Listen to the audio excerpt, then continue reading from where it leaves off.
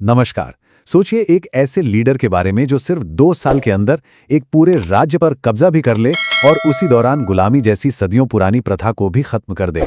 आज कहानी है लॉर्ड एलनबरो की, जिनका छोटा सा कार्यकाल बड़े साम्राज्यवादी फैसलों और साथ ही हैरान कर देने वाले सामाजिक सुधारों की एक बड़ी ही अनोखी दास्तान है। तो आज हम क्या क्या देखने वाले हैं? सबसे पहले जानेंगे कि लॉर्ड एलनबरो थे कौन, फिर उनके दौर में हुए अफगान वॉर के अंत और सिंध के विलय को समझेंगे।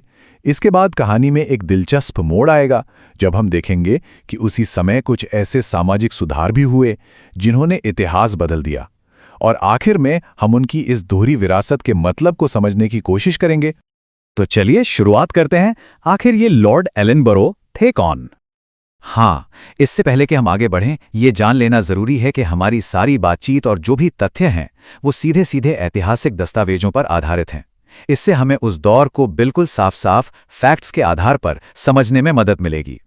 अब जरा इनके कार्यकाल पर एक नजर डालिए। सिर्फ 2 साल 1842 से 1844 तक।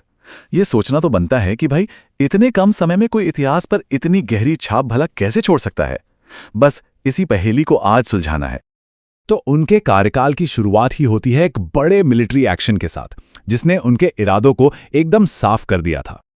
लॉर्ड एलनबरो जब भारत आए तो उनके सामने सबसे बड़ी चुनौतियों में से एक था पहले एंग्लो अफगान युद्ध को संभालना, और उनके आने के कुछ ही वक्त बाद ये लंबा और खूनी संघर्ष खत्म हो गया।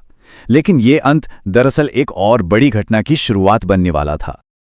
और यहीं से कहानी का रुख मुड़ता है सिंध की तरफ, एक ऐसा इलाका जिसकी किस्मत सीधे सीधे अफगान युद्ध से जुड़ी हुई थी। अगस्त 1843 में एक बहुत बड़ा कदम उठाया गया। सिंध की आज़ादी खत्म हो गई और उसे पूरी तरह से ब्रिटिश इंडिया का हिस्सा बना लिया गया। पर सवाल यह उठता है कि इन दोनों घटनाओं का आपस में क्या कनेक्शन था? मतलब अफगानिस्तान में जंग खत्म होते ही सिंध पर कब्जा क्यों कर लिया गया? क्या यह महज एक इत्तेफाक था? इसका जवाब हमें सिंध पर जीत हासिल करने वाले जनरल चार्ल्स नेपियर के शब्दों में मिलता है। उन्होंने कहा था, ये तो अफगानी तूफान की पूंछ थी।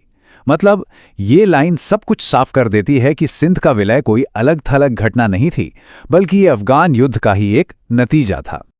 लेकिन अगर कहानी सिर्फ युद्ध और विलय की होती तो शायद इतनी दिलचस्प नहीं होती, क्योंकि साम्राज्य बढ़ाने की इस आंधी के बीच कुछ ऐसे सुधार भी हो रहे थे जो समाज को हमेशा के लिए बदलने वाले थे।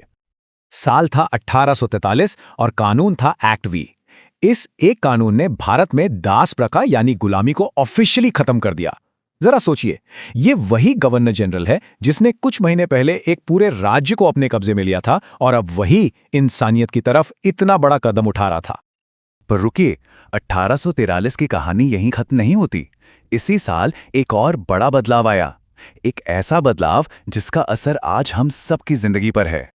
जी हां, संडे की छुट्टी। ये जो रविवार की साप्ताहिक छुट्टी है, इसकी शुरुआत भी 1843 में लॉर्ड एलनबरो के दौर में ही हुई थी। ये एक ऐसा फैसला था जिसने काम करने के हमारे पूरे कल्चर को हमेशा के लिए बदल दिया। तो अब इन दोनों बिल्कुल अलग अलग तस्वीरों को एक साथ रखकर देखते हैं।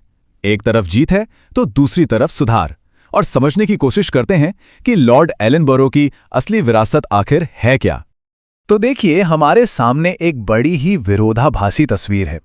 एक तरफ लॉर्ड एलनबरो एक साम्राज्यवादी शासक हैं जिन्होंने सिंध पर कब्जा करके ब्रिटिश साम्राज्य को और फैलाया, और दूसरी तरफ वही लॉर्ड एलनबरो एक समाज सुधारक भी हैं जिनके समय में गुलामी खत्म हुई और संडे की छुट्टी शुरू हुई। और ये हमें एक बहुत बड़े सवाल पर लाकर छोड़ देता है कि इतिहास को ऐसे लीडर्स का मूल्यांकन कैसे करना चाहिए जिनकी विरासत में विजय भी हो और सुधार भी। क्या उन्हें उनके साम्राज्यवादी कामों के लिए याद रखा जाना चाहिए या उनके प्रगतिशील सामाजिक सुधारों के लिए? ये एक ऐसी बहस है जो आज भी उतनी ही जरूरी है। जब तक न सफल हो नींद चैन को त्यागो तुम, जब तक न सफल हो नींद चैन को त्यागो तुम, संघर्ष का मैदान छोड़कर मत भागो तुम। कुछ किए बिना ही जय जयकार नहीं होती, कोशिश करने वालों की कभी हार नहीं होती।